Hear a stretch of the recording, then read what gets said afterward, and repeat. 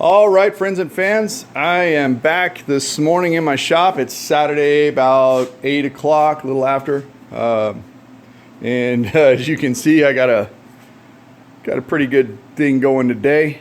I finally got the condenser in for this Explorer, so I'm gonna finish that up today. I got to pull this bumper still, and then pull out the old condenser, transmission cooler, put the new one in, and then go through, pressure it up, vacuum it down, make AC work. This one here is the Toyota is back. The guy had it in here the other day for me to do a diagnostic on it. If you guys remember, I did the video about the variable displacement compressor. This is that Toyota, and this is the reason why I'm shooting this video this morning, is because I just wanted to show you guys kind of some of the stuff that AC techs run into, or mechanics run into in shops sometimes. So this vehicle, and you're gonna have to bear with me here, I'm trying to set up something while I'm talking, so sorry if the camera's jittery. This vehicle here was bought by the customer from a body shop, I think it was. I think that's correct. Anyways, it had been in a wreck. The front end had been done. Excuse me. So they went and the body shop fixed it all up or whatever and sold the vehicle. Well, they charged the AC system, and the customer complaint when he brought it to me was the fact that the AC system, it works, everything kicks on, but of course it doesn't blow cold. And so when he brought it to me the other night, I just did a real quick diagnostic on it, and then shot a video all giddy like, because it has a variable displacement compressor. And as you guys, if you watched the other video, that kind of got me all happy and excited and stuff. So, but here's what was going on. The system works. It's cycling refrigerant through like it's supposed to. The pressures didn't look horribly bad on the gauge when I got the compressor to engage, but they weren't quite right either. And so I've seen some of this kind of stuff before on other vehicles. And so here's my practice usually on doing diagnostics for AC. Yours may be different. Maybe you've got a better idea. If so, feel free to share it down below in the comments, and I might even read it and use it. But my typical diagnostic, somebody brings me an AC system, my first thing is to ask the customer as many questions as I can, because you'd be surprised at how many times I have just kind of gone off with, half of a story, and I get down the diagnostic trail, and then, the customer comes back, or I call them on the phone for something, and they'll tell me the rest of the story, as Paul Harvey used to say. And yeah, if you're not that old, you're not going to know that reference. Whatever. Anyways, and I'll get the rest of the story from the customer, and come to find out, there's a lot more that was going on. Excuse me. So I'll get as much information as I can from the customer. Okay, what does it do? What does it not do? Have you looked to see, does the compressor engage or not? In this case, the customer is a mechanic. He's really good mechanic. And so he had looked at it already, and so when I got a hold of him, or actually when he got a hold of me rather, he gave me, the rundown of, hey, this is what's going on, so we got it here. And then of course he had not seen or heard of a variable displacement compressor before either, so that was kind of cool for him. Anyways, so go through all that. I'll ask the customer what's going on, and then I will typically start the vehicle, get the vehicle running, and then I will go through and see if the compressor engages. Okay, if the compressor comes on, great. If it doesn't, does the blower motor come on? Do the buttons in the dash light up, if they have light up buttons? Some of them don't.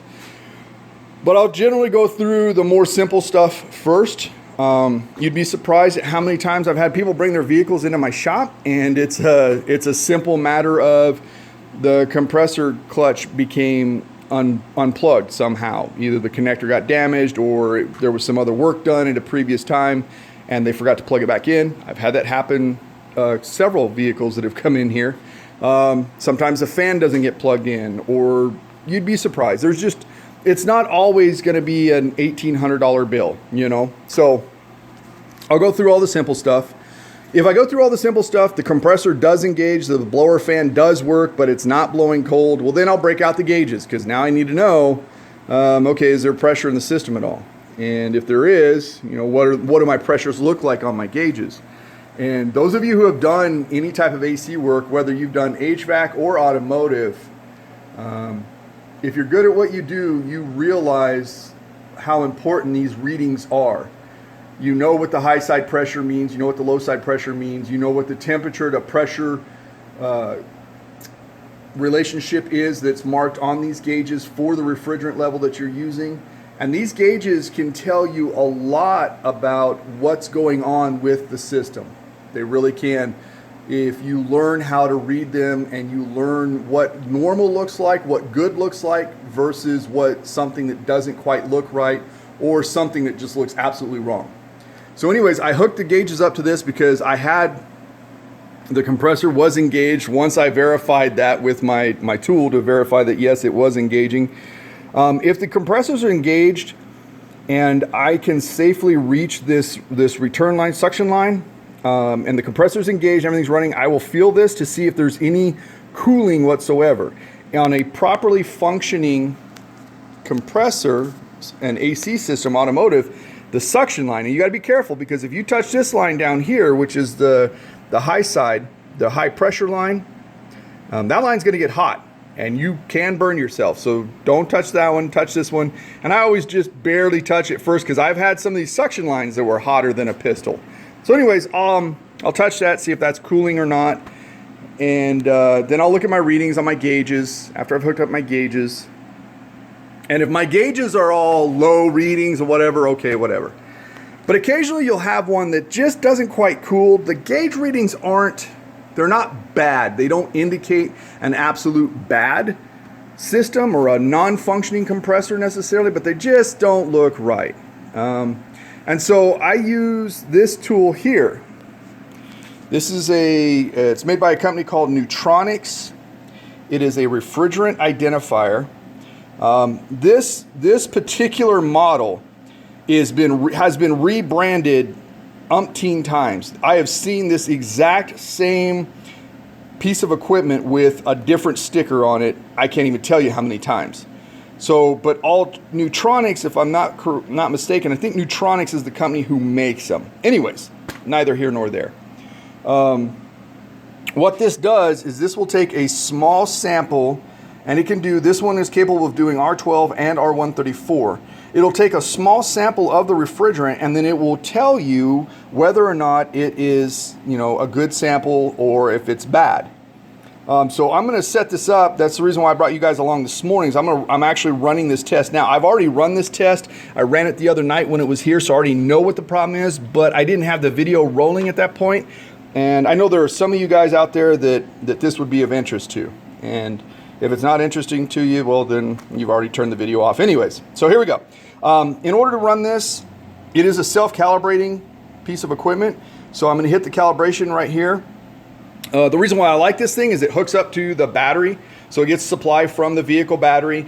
If the vehicle's battery is dead, you can run it off of a battery booster, jumper box, what have you. And then it just plugs in here. There's one hose that goes into the back of here, screws in here, and then sampling comes from your low side port right here. So I'm going to calibrate it first. This takes a few moments. Oh, it shut off on me. My bad. I was talking too long. Here we go. All right, let it get set up here. I'm going to hit calibrate. Now it's calibrating. Once it gets done calibrating, I'll hook up the hose to the back of it and then connect it to the AC line there, and it's going to pull a sample, and then you guys can see what I found was going on with this vehicle the other day. So this does make a bit of a buzzing noise, and all it's doing is it's pulling in an amount of fresh air, so it has a reference, and it filters everything through here, all the sample that it pulls through, so you don't have to worry about damaging your equipment, things like that. One of the concerns I do have with this piece of equipment, and this is not a cheap piece of equipment, this one cost me, I believe, $1,700 when I bought it. All right, so now it says connect the hose, so I'm connecting the hose to the back of the machine, and it just screws on, real simple. And then quick connect here on the other end of the hose right here, hook it up right here, make sure it's engaged, and come down here. I hope you can see. There we go. All right. And it gives you R12, R134. Well, this is R134 system, so I'm going to hit that button. And now it tells me it's testing. It says this test will only take 30 seconds. I have never had this test be done in less than 30 seconds. So I don't know what measure of time they're using. But anyways, it takes it a little bit. But once it's done, it'll give you an audible beep, and then it gives you a readout here on the screen of what's going on. This one is an option of, I can print if I were to put printer paper in here. I haven't had printer paper in here in a couple of years because I found that customers simply just don't care. Okay, so as you can see, it's taken a sample, right? And it has said pass, R134A, 100%. And nothing else, R12, R22, AC, or air. Now the other night when I had this in here, there was a result of 6% air in this system. And so this was, before I did the work on it, what have you. And if you have air inside a system, it's called a non-condensable. The compressor can't compress it. It doesn't have any cooling factors whatsoever, and so it actually takes away from the capabilities of the machine to be able to cool down. So I found this the other night, told the customer, hey, here's what's going on. So evidently what had happened was when they had taken it apart, put it all back together at the body shop, when they charged the system, they didn't pull a good vacuum on it, is my guess. I don't know, it wasn't there. Maybe the machine that they were using has a bad connection on it, because I've actually had that happen to me with my hose set. I had a seal that was leaking on my hose set, and I charged the vehicle, and I actually drew air into the vehicle as I was charging it. So there's a number of reasons why that could have happened. So real simple fix: discharge the system, pull a good vacuum on it, recharge the system with the proper amount of R134A, and then verify that there's no air in the system. And there you go, it's good to go. So anyways, I just wanted to show you guys some of the stuff that I do. I don't know if this video or the videos I've done already, if these are interesting to you guys or whatever. If there's something else you want to see as far as videos and what I'm doing in my shop, leave me some sort of a comment, or if you know me, you know my number, and let me know. All right, thanks a lot. Bye.